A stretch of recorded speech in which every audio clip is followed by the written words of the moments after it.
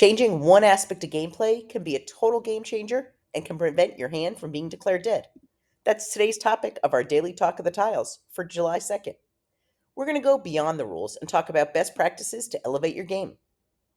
When we play and when we teach and when we create social media posts, our content is based on official National Mahjong League rules. These rules are only summarized on the back of the card, set forth in the instruction book Mahjong Made Easy, in their annual bulletins, and answered on calls to the league and letters from the league. We focus not only on rule strategies, but also best practices and etiquette. All of these together is what makes up the game, and it's a game of friendship. Players might notice that a lot of rules use terms like should and recommend, and perhaps the league doesn't want to be that stringent with certain things, and you might notice that some rules are in tournament play more clear cut, and that's because tournament play is different than home games. In our book, A Visual Companion Guide for American Mahjong, we have a whole section comparing tournament play and home games, as well as house rules and home games. Here's an example of why, when you do best practice, you could prevent your hand from going dead. Mahjong Made Easy provides a call tile should be placed on top of the rack and not in the rack. Now, it should, so if it's placed in the rack, for home games, it's not a dead hand. Most tournaments, it would be. But that's not even where we're going with this. We're looking at the next sentence. It is preferable to place the call tile on top of your rack before taking tiles from your rack to make the exposure. So let's break it all down. A seen tile that is seen by everyone needs to remain seen by everyone. It's that line of sight. So player A discards a 2 dot. Now player B, C, and D all see it. Nobody should be putting that in their rack. So that's the first sentence. No penalty if not followed, but a best practice because if you decide to go play in tournaments, your hand would probably be called dead. And there are some house rules that would institute that. Definitely a topic you should discuss before you roll the dice.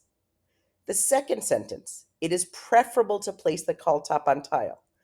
Well, the reason for that is really important. The back of the card explains a player's turn begins when they either pick or claim a tile. It does not say it starts when a player exposes tiles from their rack, but we know from the exception to who gets the tile that the league does permit players to expose tiles before they get the discard. But, here's the but. Mahjong's a looking and listening game. Following best practices could prevent your hand from being declared dead. Let's say player A discards a tile, and player B follows best practices, picks up that discard. If they realize at that moment that it was misnamed or misheard, they don't need to use that tile. They could put it back down. That tile was already seen by everyone, didn't go anywhere. They are not committed yet to making an exposure. They put it back down and play continues. However, let's say player B picks tiles from their sloping part of their rack and puts them on the top part of their rack. They thought player B said 6 crack, but they actually said 6 dot. At this point, unless they have Mahjong with all the tiles, their hand is dead. Even if they could use it in a different exposure, if they don't have Mahjong, their hand can be called dead. Now, I hear some of you snickering saying, we play a friendly game, we wouldn't be that strict. That's fine. Everybody does what works for them. We're here to share the official rules so you know, no matter where you play, how the rules are interpreted. So don't expose first is our suggestion. We recommend you make sure that what you heard is what you saw. Pick up that discard first and then add to it. Because if as you're picking up the tile, you realize it's not what you thought, you could put it down and move on. Perhaps in the future, the National Mahjong League will require players either pick or claim a discard first before they expose. Then this would change, and that exception to the rule of next in line getting the discard wouldn't necessarily be needed anymore. It would be changed to whoever gets the discard first, and people might argue, well, then everybody would just race to grab the discard. But if you're playing in a group of 4 people and Bill goes to take the discard and he's not next in line, but the person next in line is also reaching, most people would say, hey, it's not a race, the next in line gets it. It would be a clearer easier way to decide. So that's our take. Comment if you would like us to hear about to if you would like us to share more about best practices. Let us know what you'd like to hear about. Today's hand of the day is 13579, a fixed section, the first one. We're starting it off here. It is a pair, then a pung, then a kong, then a pung, then a pair. So it's two of a kind, three of a kind, four of a kind, three of a kind, two of a kind. So this is the same pattern as the first hand in consecutive run. It must be done in this order with these numbers. So this can't be 2, 4, 6, 8, 9. This has to be 1, 3, 5, 7, 9. It's a fixed section. The header is numbers. It has to be these numbers in this pattern. Do you want to learn to play by National Mahjong League rules or know someone interested?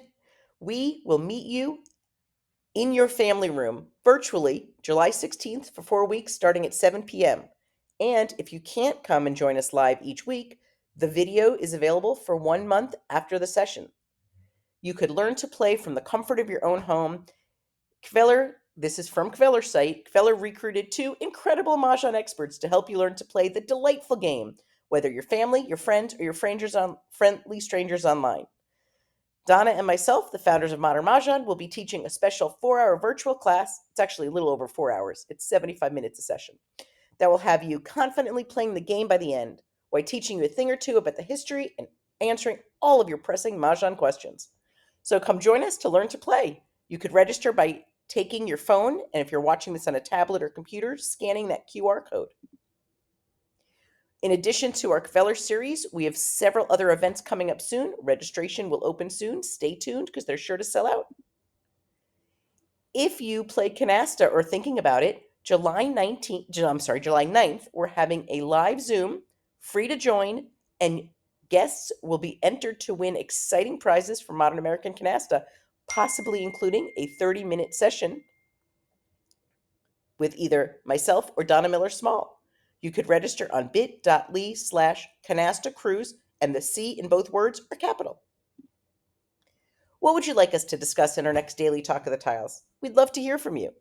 If you're not following us, other players are, and they're learning all this great information. So don't gatekeep. Follow, like, comment, save, and share with your text group. You guys will be playing next level Mahjong in no time. With that, we hope you have a great day and a great game.